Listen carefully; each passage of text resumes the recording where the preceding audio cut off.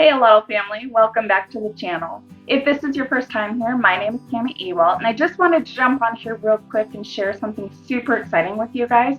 So for years I've wanted to share the files that I have created for the videos that I've done. Some I've gotten off of like Creative Fabrica and Etsy and other platforms, but I have been asked several times to share some of my files, and now I am testing out something to be able to do just that. So it's a selling platform on Shopify that is geared towards creators. And so it'll kind of look like a website when you go on there, but not quite. But it also is going to have an extra component that I'm able to put into my bio on like Instagram and TikTok, things like that, to where I share something on one of those platforms and you love it and you want to purchase that digital download, you can go up into the bio and click on that individual template or digital download or whatever it is and purchase it right there. You don't have to leave TikTok or leave Instagram to go to the website. It's right there. So this is going to be developing over the next few weeks as I work out some bugs. I am not a web designer. This is way out of my wheelhouse, but it's definitely something I get to share with you guys, to be able to share the files that I create for these videos if people want them. So I'm super excited, and on top of that, I wanted to share that obviously from the thumbnail, this is a glitter burst, but I created this template. I couldn't find one that I liked online, so I just figured out how to create my own. So this template, along with a handful of other ones, there will be more files coming soon, but is on the website right now, alottletumblertutorials.com. And there is an SVG file, which is good for Silhouette, Designer Edition and above, and Cricut users and some other plotter softwares. I've also found a workaround for Silhouette Beginner or the Silhouette Basic Edition. It's called the DXF file, and I won't be able to share every file in that file format, but if you have any questions, definitely reach out to me and I will do my best to help you through it. But this is a workaround where Silhouette Basic users can also access a lot of these files. So definitely check that out. And I'm just so excited with the way this tumbler came out, and I want to raise some awareness. So if you would like to win this tumbler, then all you have to do is drop your name down in the comment section, tag a friend in the comment section, and then if you share this video onto any of the social medias and tag Alottle Tumbler Tutorials, you will get an extra entry into the drawing. So the drawing will be held on November 1st at noon Mountain Time, because that's where I am. So if you want to win this tumbler, drop your name, tag a friend, share it, tag Alottle Tumbler Tutorials, and you will get some entries going on. So winner for this cup, new website or selling platform, however you want to share it. I am so excited, you guys. Thank you so much for continuing to come back week after week and watch my videos. And thank you for the interest in the files. That's really driven me to want to provide these for you and figure out how to do so. So I am grateful beyond measure. So thank you guys very, very much. And I want to teach you guys how to make this. If you guys are interested in learning how to make burst templates, I would definitely be willing to teach you that. So drop that down in the comments below as well if there's something you guys want to learn to make in terms of a burst template. And without further ado, let's get into it. All right, so we're starting with a 20-ounce skinny straight from Makerflow Crafts that I have sanded, washed, and base painted white from Rust-Oleum. And I cut out this template that is available on my website.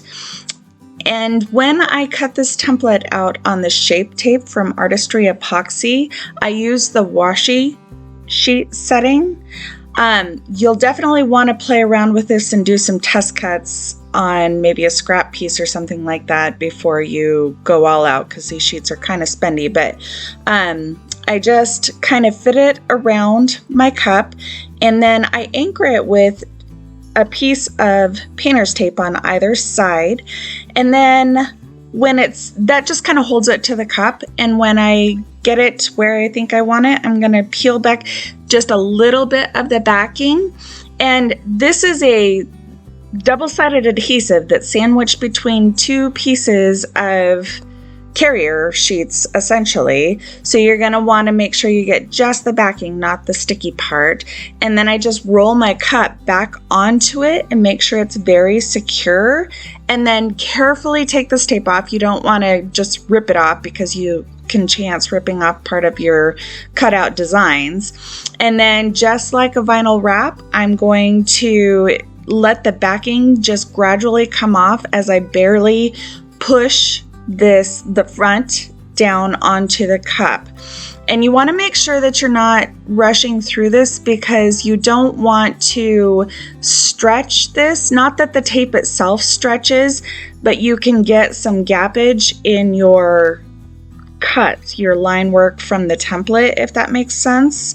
So take your time and make sure everything's straight and flush as you go along.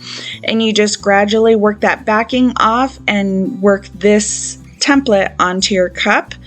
And then we're going to move on to the next part.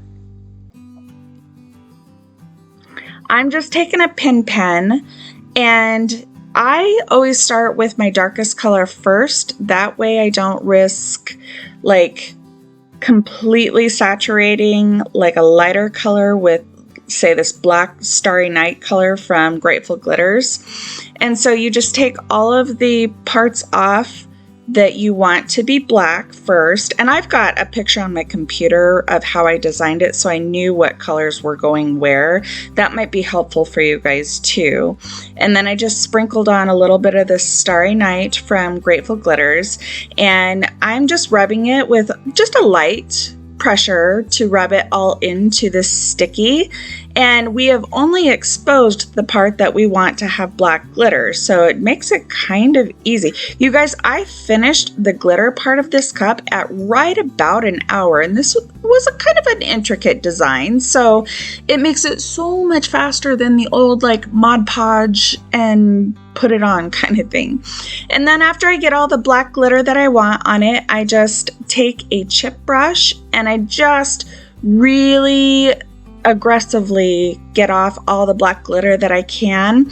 And then I move on to my next color, which is Glass Slipper, also from Grateful Glitters. And I will link all of this stuff down in the description, including the file, so you guys can have access to that if you want.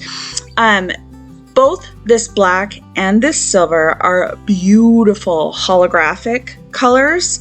The pink that I have for the very center of the ribbon was not, and I did that on purpose because I wanted it to really stand out off of this holographic component, if that makes sense. So again, we're just going to put it all on, rubbing lightly all the way through, and take the chip brush and get as much of the loose glitter off as we can. And we carry on in the same fashion. I went ahead and did this light pink here first, which, depending on the design, probably would have been smarter for me to do the bright pink on this first, but I do have bright pink in this light pink, so it kind of worked out. This is 12 parts Kirby and 1 part Barbie Girl is what that light pink glitter mix was. Both of those are from Grateful Glitters. And then the center of the ribbons is just straight Barbie Girl. It's this beautiful, bright, make a statement, hot pink. And I just think it looks so sharp against this black background. Alternately, you could probably use Valley Girl from Grateful Glitters. Either one would be totally cool. And after you get that all done, once again, you just take the chip brush, just really like, I will slow it down here in a moment, that you can just see like I'm going back and forth and really kind of scrubbing this off to make sure I get all the loose glitter I can off, like that silver and the black and that light pink. And then I take this glitter glue from Grateful Glitters, and I'm just going to very carefully with a flat edged brush go along the edge. This glue is amazing. It's like super sticky, so it really does well with the glitter. I did have to go on with a second coat, but I think I got just a super thin coat of the glue. This was my first time using this glitter glue, so definitely I think it would have been better with a little bit thicker coat of glue, but I just put 2 coats of glue on and then let this dry completely, and then I came back in again with a chip brush and brushed the snot out of it, made sure I have any loose glitters off, and then I didn't have to wait for any other drying. That's the magical part of this Shape Tape. Oh my gosh, we are ready to go after that bottom dries, which was like maybe 20 minutes. So after I chip brush it, I'm gonna go in with my first coat of regular Artistry epoxy. I mixed up 20 milliliters, and we didn't have any chunky glitter in this, so it was totally enough. I'm going to let this cure for about 5 hours, and then I'm going to come back in with a second coat again of Artistry epoxy, about 20 milliliters, and then I am going to take care of the top rim, sand it, exposing your thin line of stainless steel, and then I'm going to put one last coat of epoxy on, and I think it just came out so sharp. I am so excited to release this website and all the designs I have in my mind with you guys. So definitely stick around because there will be a lot more coming. If you guys like this video, please like, comment, and subscribe to the channel. Here is another video if you would like to see more of the designs that I've done, and I will see you in the next one. Bye!